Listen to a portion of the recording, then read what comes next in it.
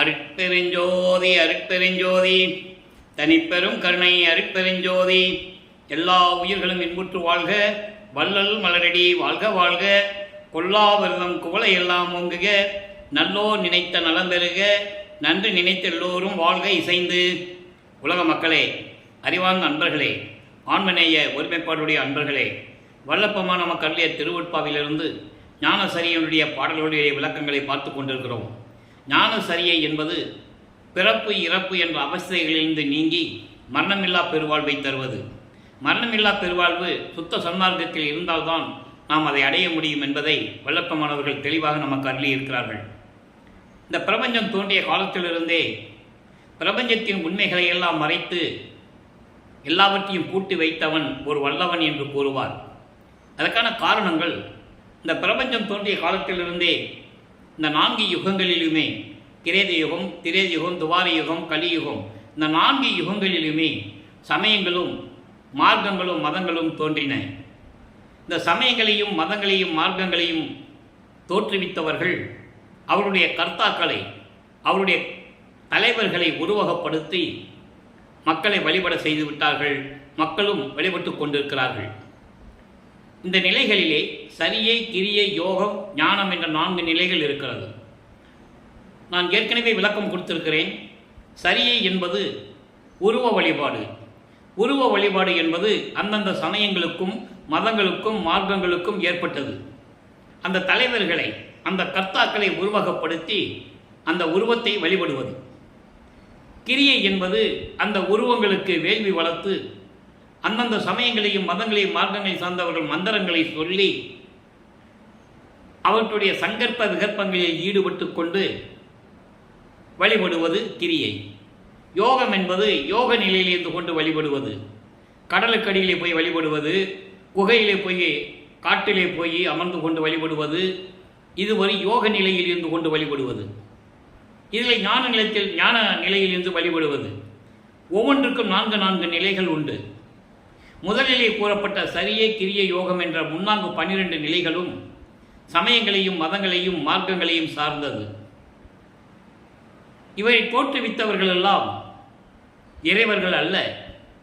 சித்தர்களாலும் ரிஷிகளாலும் முனிவர்களாலும் கர்ம சித்தர்களாலும் தோற்றுவிக்கப்பட்டது. சுத்த சன்மார்க்கம் அப்படி அல்ல, இறைவனால் உருவாக்கப்பட்டது. அருட்பெருஞ்சோதி ஆண்டவர் சுத்த சன்மார்க்கத்தை உருவாக்கி அதை இந்த உலக மக்களிடம் போய் சொல்ல வேண்டும். உலக மக்களை எல்லாம் சுத்த சன்மார்க்கத்தில் சேர்க்க வேண்டும். உலக மக்கள் எல்லாம் மரணமில்லா பெருவாழ்வில் வாழ வேண்டும் என்ற நோக்கத்திற்காக தனது மகனை, தனது செல்வப்பிள்ளையை, தன் அருளால் பெற்றெடுத்த ஒரு ஆண்மகனை ஒரு தாயின் வழியாக இந்த பூலோகிற்கு வருவிக்க செய்தார். அப்படி வருவிக்க விட்டவர் தான் நமது பிள்ளை பெருமானவர்கள். நமது பிள்ளை பெருமானவர்கள் வருவிக்க விட்டு 51 ஆண்டுகள் இந்த பூலோகத்திலே மக்களோடு மக்களாக இருந்து சமயங்களிலும் மதங்களிலும் மார்க்கங்களில் சொல்லப்பட்ட நெறிமுறைகளை பின்பற்றி கொண்டு அதன் பிறகு தன் தந்தையால் ஆட்கொள்ளப்பட்டு சுத்த சன்மார்க்கத்தை பெற்ற பிறகு அதையெல்லாம் உலக மக்களுக்கு தேவையில்லை, எல்லாமே பொய், எல்லாம் மாயைகளால் உருவாக்கப்பட்டது என்ற நிலையை கூறுவதற்காகத்தான் நமது பிள்ளை பெருமான் அவர்கள் மருதூரிலே வருவிக்க உற்று 32 ஆண்டுகள் சென்னையிலே இருந்து அதன் பிறகு சுத்த சன்மார்க்கத்தை பெறுவதற்காக சுத்த சிவஞான வழிக்கு சென்று அங்கே எல்லார்களையும் பெற்றுக்கொண்டு கருங்குழியிலே 9 ஆண்டுகள் இருந்து அதன் பிறகு தர்மசாலையை அமைத்து பசியின் கொடுமையை விலக்கி பசி கொடுமையை போக்குவதற்காக தர்மசாலையை நிறுவி அடைய அடுப்பை மூட்டி உணவை சமைத்து பசியை ஆற்றி கொண்டிருந்தார்கள். அதன் பிறகு தர்மசாலையிலிருந்து மேட்டுக்குப்பம் வருகிறார்கள். மேட்டுக்குப்பத்தில் வந்து ஞானசரியை கொடுத்திருக்கிறார்கள். அதை தான் பார்த்து கொண்டிருக்கிறோம். ஞானசரியை என்பது பிறப்பு இறப்பு என்ற அவஸ்தைகளிலிருந்து நீங்கி மரணமில்லா பெருவாழ்வில் இருக்க வைப்பது. இன்று 4வது பாடல். ஞானசரியை மொத்தம் 28 பாடல்கள். இன்று 4வது பாடலை பார்க்க போகிறோம். நல்லா கவனிங்க. சமயங்கள் என்பது சைவம், வைஷ்ணவம், கௌபாரம், சௌரம், காணாபத்தியம், சாகரம் என்ற சமயங்கள் உண்டு. மார்க்கங்கள் என்பது கலங்க மார்க்கம், திராவக மார்க்கம், நவநீத மார்க்கம், பஸ்ப மார்க்கம், தாச மார்க்கம், சர்புத்திர மார்க்கம், சகம் மார்க்கம், சமய சன்மார்க்கம், இப்படி மார்க்கங்களும் உண்டு. இவர்களுடைய நிலை என்ன? இதற்கு மேலான நிலை ஒரு மார்க்கம் இருக்கிறது. சுத்த சன்மார்க்கம் இறைவனால் உருவாக்கப்பட்டது, அருட்பெருஞ்சோதி ஆண்டவரால் உருவாக்கப்பட்டது. அந்த நிலையில் இருந்து கொண்டு ஞானசரிய விளக்கத்தை பார்க்க போகிறோம். இன்று 4வது பாடலை நல்லா கவனிங்க. கண்டது எல்லாம் அனித்தியமே, கேட்டது எல்லாம் பழுதே, கற்றதெல்லாம் பொய்யே, நீர் கழித்ததெல்லாம் வீணே. உலக மக்களை பார்த்து கூறுகிறார். உண்டது எல்லாம் மலமே, உட்கொண்டதெல்லாம் குறையே, உலகியலீர் இதுவரையும் உண்மை அறிந்திலரே. விண்டதினால் என் இனி நீர் சமரச சன்மார்க்க மெய்நெறியை கடைபிடித்து மெய்ப்பொருள் நன்கு உணர்ந்தே எண்டது சிற்றம்பலத்தே எந்த அருள் அடைமின் இரவாத வரம்பெறலாம் இன்பம் உறலாமே. இது பாடல். ஞான சரியை என்பது 4 நிலைகள். ஞான சரியை, ஞான கிரியை, ஞானத்தில் யோகம், ஞானத்தில் ஞானம். இந்த 4 நிலைகளிலும் சுத்த சன்மார்க்கத்தை சேர்ந்தது. மரணமில்லா பெருவாழ்வில் இருக்கக்கூடிய நிலைகள். இப்போ இந்த பாடலுடைய பொருள் பாருங்க. கண்டதெல்லாம் அனித்தியமே. உலக மக்களே, நீங்கள் இந்த பூலோகத்தில் பார்த்ததெல்லாம் அழியக்கூடியவை.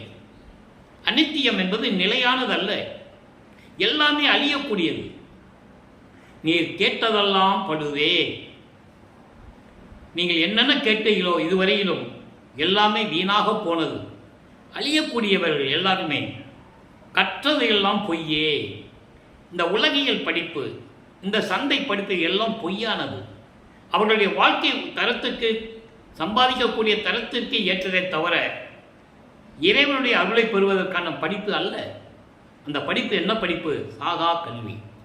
நீர் கற்றதெல்லாம் பொய்யே, நீர் கழித்ததெல்லாம் வீணே. நீங்கள் இதுவரையிலும் வாழ்ந்ததெல்லாம் வீணாகி போய்விட்டது. 4 யுகங்களும் அழிந்து விட்டது. 4 யுகங்களில் தோன்றிய சமயங்களும் மார்க்கங்களும் மதங்களும் அழிந்து விட்டது. இந்த நிலையில் எல்லாமே அழிந்து விட்டது. நீங்கள் வாழ்ந்ததெல்லாம் வீணாக போய்விட்டது. வீணான வாழ்க்கையில் வாழ்ந்து கொண்டிருக்கிறீர்கள். நீங்கள் உட்கொண்டதெல்லாம் மலமே, நீங்கள் உண்டதெல்லாம் மலமே. உண்டதெல்லாம் மலமே என்பது அதாவது புலால் உண்பது, சுத்த சைவ நெறிக்கு எதிராக, இதெல்லாம் எல்லாமே மலங்களை சார்ந்தது. நீங்கள் கேட்டது எல்லாமே மலங்களை சார்ந்தது. ஆணவம், கண்மம், மாயை, மாமாயை, துரோதை போன்ற எல்லாம் மலங்களிலே சார்ந்தது இருந்தது. உட்கொண்டதெல்லாம் குறையே. உள்ளத்தில் நீங்கள் நினைத்ததெல்லாம் பழுதானது. எல்லாமே குறைதான், நிறைவு எதுவும் கிடையாது. உலகியலில் உலக மக்களே, இதுவரையும் உண்மை அறிந்திலரே. இந்த பிரபஞ்சம் தோன்றிய காலத்திலிருந்தே உலக மக்களை இதுவரையிலும் நீங்கள் உண்மையை தெரிந்து கொள்ளவில்லை. உண்மையை தெரிந்து கொள்ளவில்லை. அதனால்தான் சொல்லுவார், இந்த பிரபஞ்சம் தோன்றிய காலத்திலிருந்தே எல்லா உண்மைகளையும், பிரபஞ்சத்தின் உண்மைகளையும் ஒரு பெட்டியில் பூட்டி வச்சவன் பெரிய வல்லவன் சொல்லுவார். அதை உடைக்க அந்த வல்லவனுடைய அந்த ரகசியங்களை எல்லாம் உலக மக்களுக்கு தெரியப்படுத்துவதற்காகத்தான் இந்த பூலோகத்திற்கு நான் வருவிக்க உற்றேன் என்று கூறுவார். அப்படி இதுவரையில் நீங்கள் உண்மை அறிந்து கொள்ளாமல் இருக்கிறீர்களே, விண்டதினால் எதற்காக இதெல்லாம் நான் சொல்லுகிறேன் என்றால், எதற்காக இதெல்லாம் நான் சொல்லுகின்றேன் என்றால், உலக மக்களே, இனிமேல் இதுவரையில் நீங்கள் இருந்து விட்டீர்கள். கண்டதெல்லாம் அனித்தியம், எல்லாம் அழியக்கூடியவை. நீங்கள் பார்த்ததெல்லாம் அழியக்கூடியவை, நீங்கள் கேட்டதெல்லாம் அழியக்கூடியவை, கற்றதெல்லாம் பொய். நீ வீணாக நாங்கள் மகிழ்ச்சியோடு வாழ்ந்து கொண்டிருக்கிறோம் என்று வீணாக காலத்தை கழித்துக் கொண்டிருக்கிறீர்கள். நீங்கள் உள்ளத்தில் நினைத்ததெல்லாம் குறையாக தான் இருந்தது. எதற்காக இதை சொல்லுகிறேன் என்றால், விண்டதினால் எதற்காக இதை நான் சொல்லுகிறேன் என்றால், இதுவரையிலும் உண்மை நீங்கள் யாருமே தெரியல. இனி நீ சமரச சன்மார்க்க மெய்நெறியை கடைபிடித்து, இனிமேலாவது உலக மக்களே சுத்த சன்மார்க்க நெறிகளை நீங்கள் கடைபிடித்து.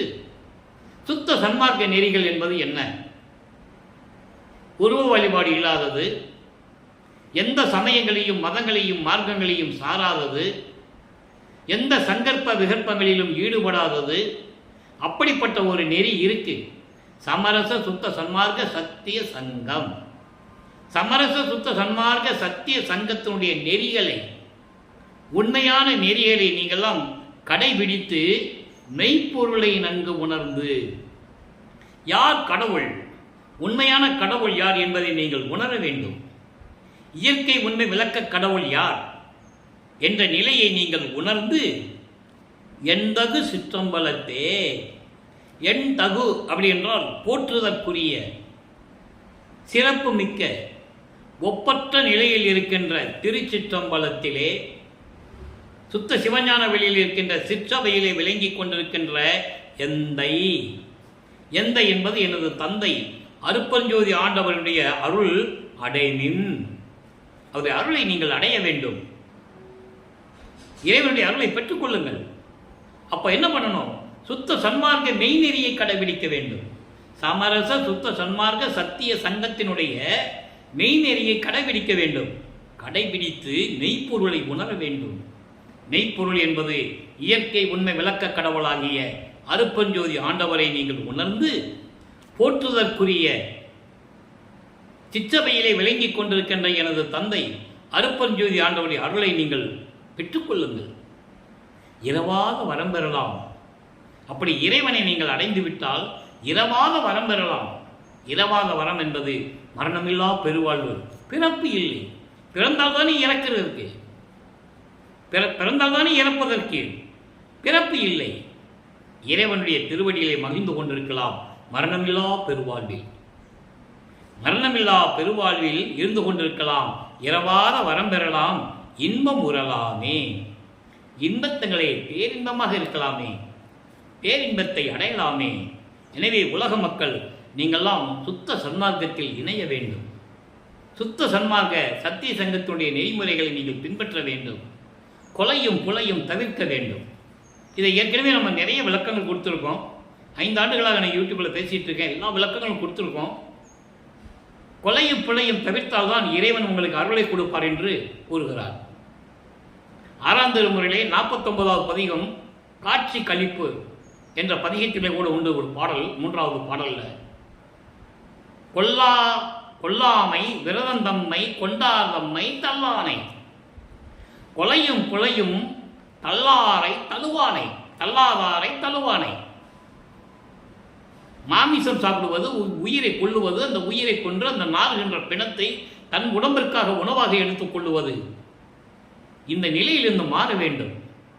நான் எந்த உயிரையும் கொல்ல மாட்டேன், புலால் சாப்பிட மாட்டேன் என்று உறுதி எடுத்து விட்டால் இறைவன் அவனை விட்டு விலக மாட்டான். கொலையும் புலையும் தள்ளாரை, அதெல்லாம் விடாதவர்களை இறைவன் தழுவ மாட்டான், அஞ்சி ஓடுவான். அதான் சொல்லுவார், கொல்லா விரதன்னை கொல்லாரை காணில் ஒரு புல் என எண்ணி புறம்பொழிகன்னு சொல்லுவார். ஒரு புல்லாக எண்ணி புறம்பொழிகன்னு சொல்லுவார். அதுக்காக தான் ஞானசரியை உலக மக்களுக்கு அருளியது. சுத்த சன்மார்க்கங்கள் நெறிகளை கடைபிடித்தால்தான் இந்த நிலைக்கு இருக்க வர முடியும், மரணமில்லா பெருவாழ்வை பெற முடியும்.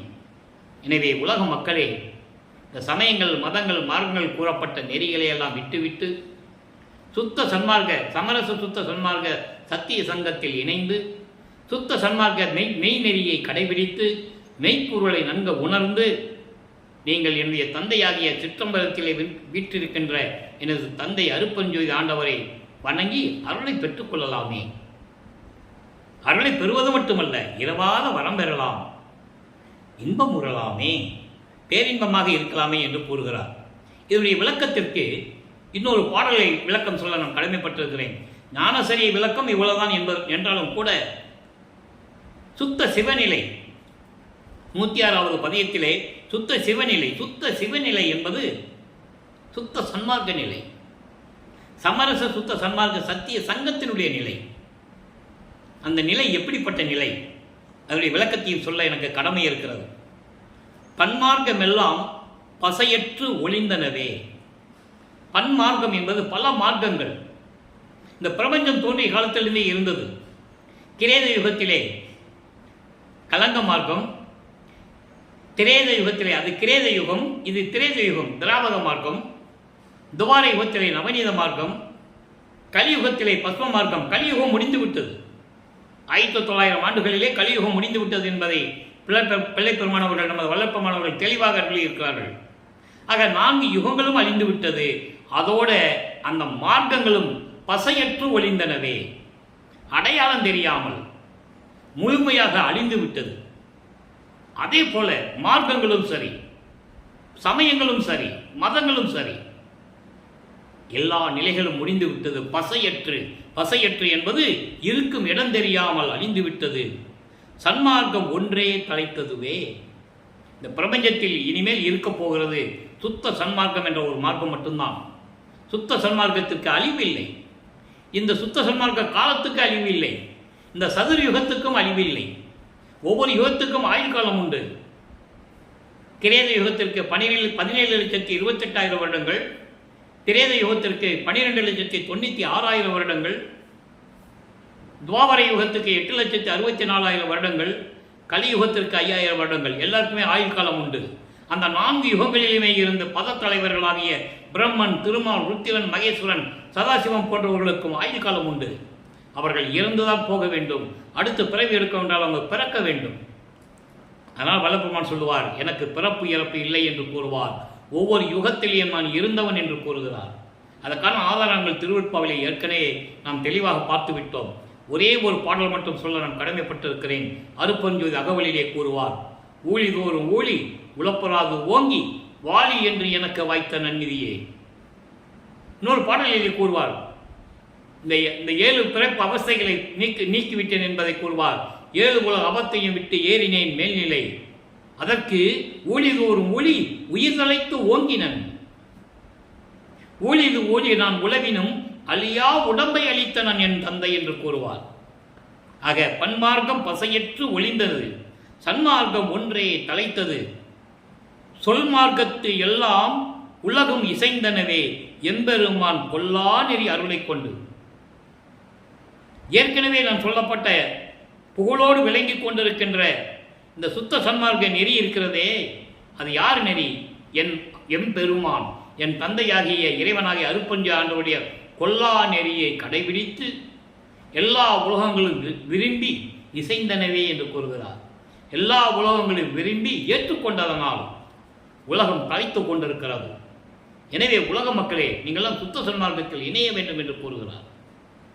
சுத்த சன்மார்க்கம் என்பது இறைவனால் உருவாக்கப்பட்ட மார்க்கம். அதனால்தான் சுத்த சிவஞான வெளியிலே இருக்கின்ற சத்தியஞான சபையை அதே வடிவத்திலே இந்த பூலோக மக்களுக்காக, உலக மக்களுக்காக வடலூரிலே அந்த சபையை நிறுவினார்கள் நமது பிள்ளை பெருமானவர்கள். எண்கோண வடிவத்திலே. எண்கோணம் என்பது இறைவனுக்கு 8 குணங்கள் உண்டு.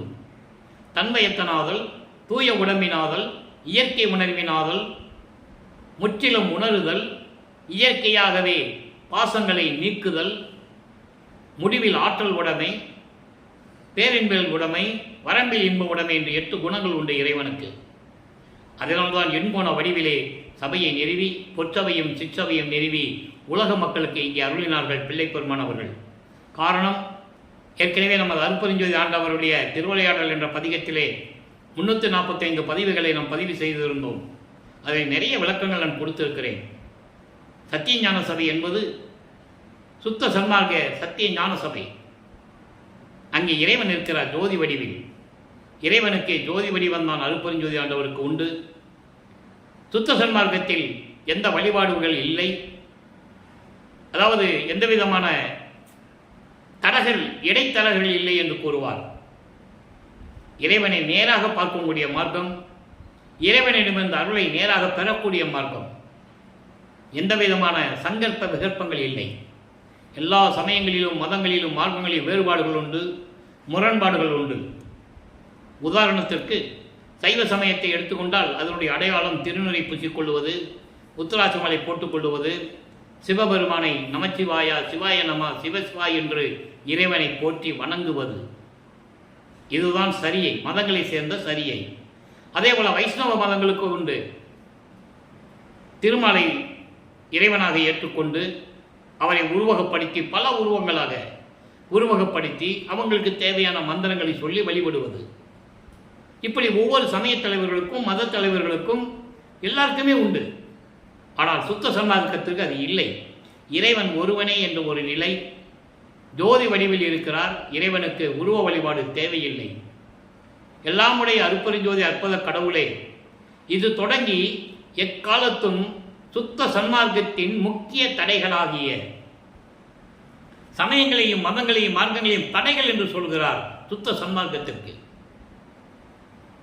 முக்கிய தடைகளாகிய சமயங்கள் மதங்கள் மார்க்கங்கள் என்பவற்றின் ஆசார சங்கற்ப விகற்பங்களும். சங்கற்ப விகற்பங்கள் என்பது ஒவ்வொரு சமயத்திற்கும் ஒவ்வொரு மதத்திற்கும் ஒரு மார்க்கத்திற்கும் வழிபாட்டு முறைகள் உண்டு. எல்லாமே வேறுபட்டு இருக்கும். சிவாலயங்களிலே வழிபாடு நடராஜன் கோயிலில் நடக்கிறது, மதுரை சொக்கநாதங்க இடத்துல இருக்காது.